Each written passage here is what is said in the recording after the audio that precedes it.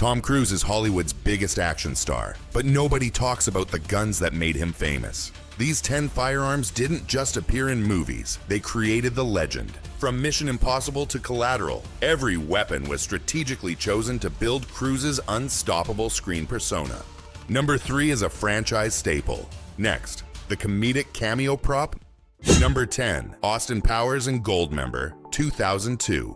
Mini Uzi. Tom Cruise's Mini Uzi and his Goldmember cameo displays true Austin Powers comedy. The Mini Uzi is a compact 9mm submachine gun used to sell the gag and the visual joke. The Mini Uzi, a shortened 9x19mm variant, commonly runs with 20 to 32 round magazines and fires in rapid bursts. A firepower contrast that makes the cameo feel absurdly overpowered for comedic effect. In that moment, the weapon is a punchline. Cruise's presence turns a ridiculous prop into a memorable beat, showing he can make even a tiny SMG feel cinematic.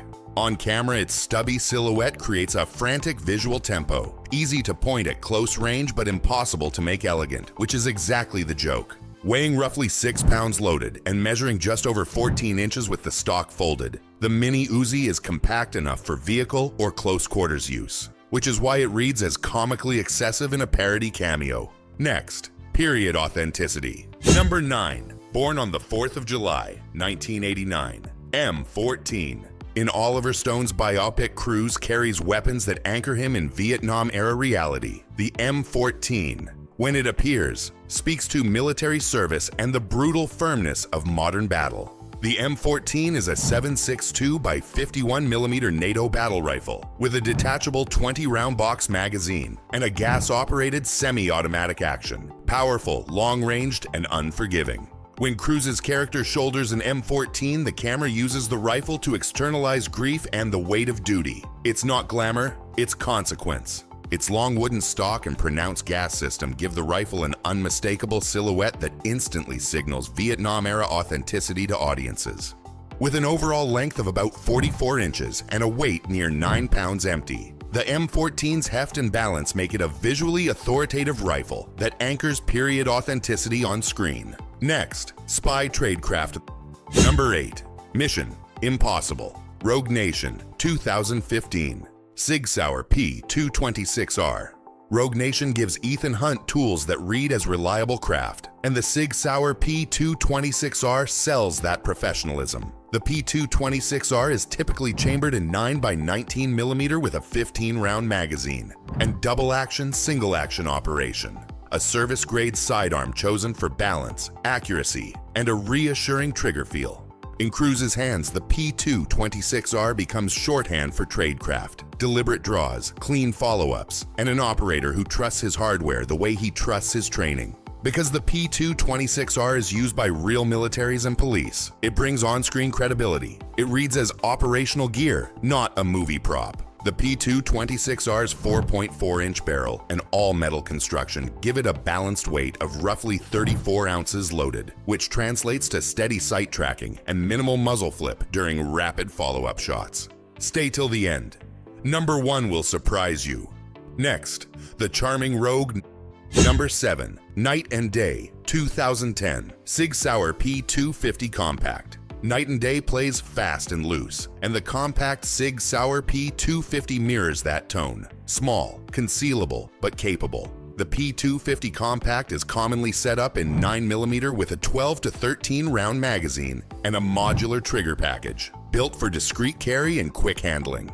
As Roy Miller, Cruise treats the P250 like an extension of a grin. Slick draws, cover-to-cover movement, a weapon that fits the charming Rogue who thinks 2 steps ahead. The compact sidearm sells improvisation more than brute force. The P250's small footprint keeps stunt choreography nimble. Close grabs and disarms play cleaner because the gun doesn't block body movement. With a 3.6-inch barrel and an overall length under 7 inches, the P250 Compact is light, under 2 pounds loaded, and easy to conceal. Ideal for a character who improvises on the move. Next, futuristic grunt realism. Number 6, Edge of Tomorrow, 2014. FN Scar H. Edge of Tomorrow balances sci-fi spectacle with militarized realism, and the FN Scar H anchors Cruise's soldier in raw lethality.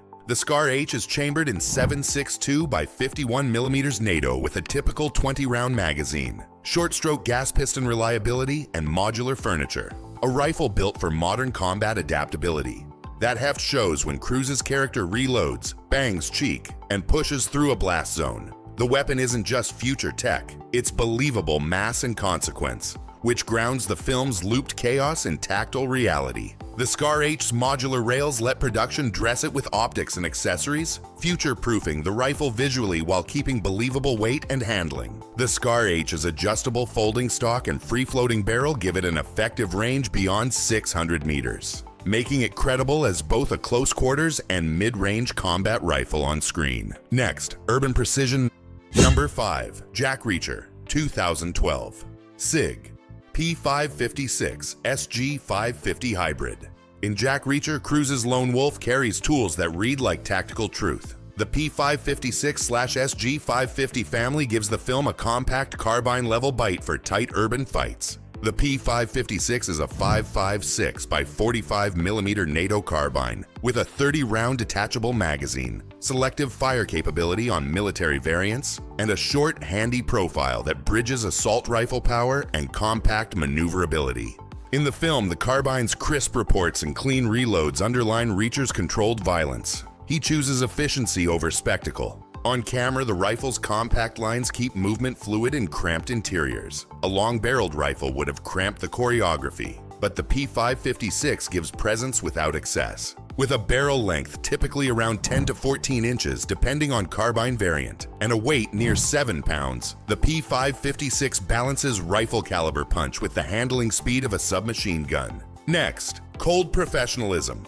Number 4. Collateral, 2004. Heckler & Koch, USP-45. In Collateral, Cruise plays a clinical hitman whose sidearm is as unflashy and efficient as his work. The H&K USP-45 reads like a tool, not a trophy. The USP-45 is typically chambered in 45 ACP, with a standard 12-round magazine, polymer frame, and a hardy, proven recoil system.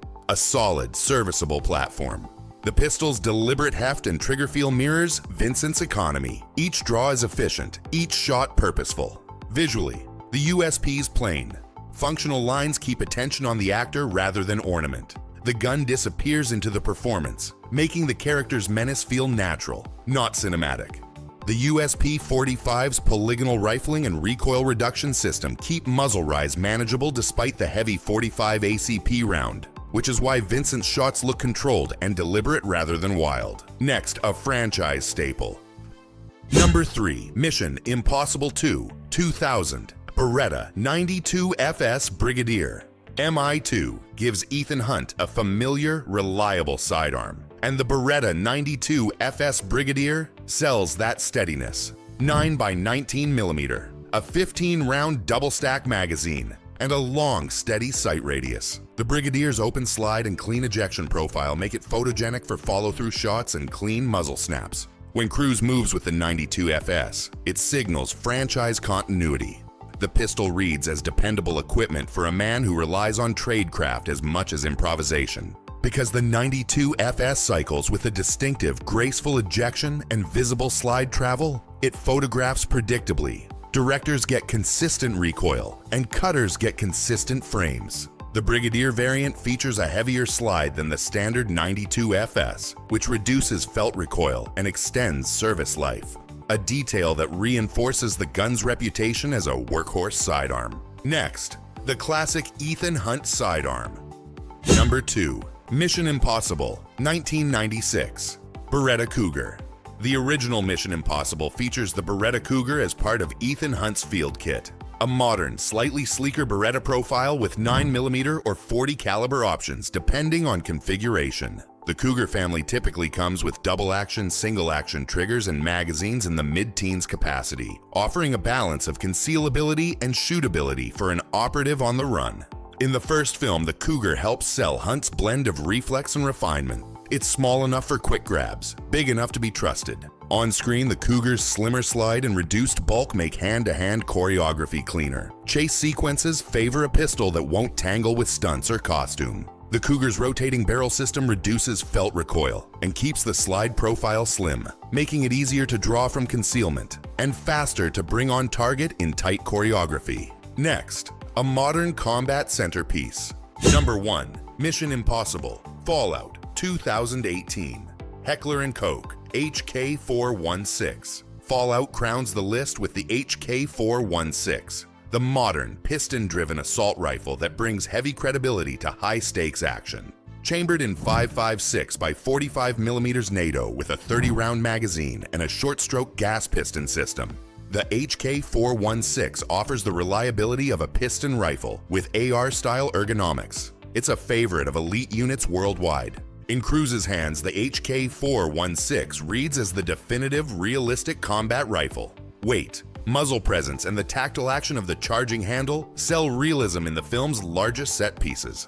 Cinematically, the HK416's balanced weight and modular rails allow stunt teams to mount optics and shotguns while preserving believable handling. It looks the part in close quarters and at range. With a cold hammer-forged barrel rated for sustained full auto-fire and a typical weight around 7.5 pounds. Depending on configuration, the HK416 delivers both durability and handling speed.